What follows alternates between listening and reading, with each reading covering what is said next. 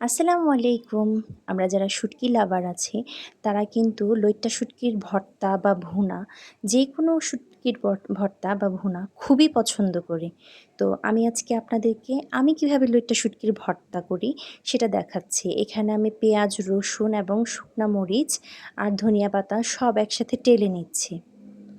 দেখুন, এই তো টালা হয়ে গিয়েছে। আমি ভর্তাটা মূলত ব্লেন্ডারে করে থাকি। সবগুলো আমি ব্লেন্ডারে তুলে নিচ্ছি।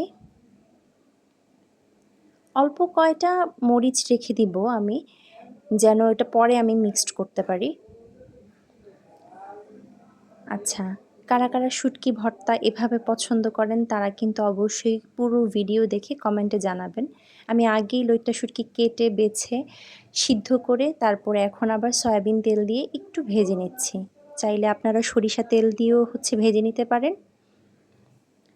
জাস্ট পানিটা একটু শুকানোর জন্য এবং একটু ড্রাই করার জন্য আমি লইট্টা শুটকিটা ভেজে নিচ্ছি এবং এটাও ব্লেন্ডারে একসাথে তুলে নিচ্ছি।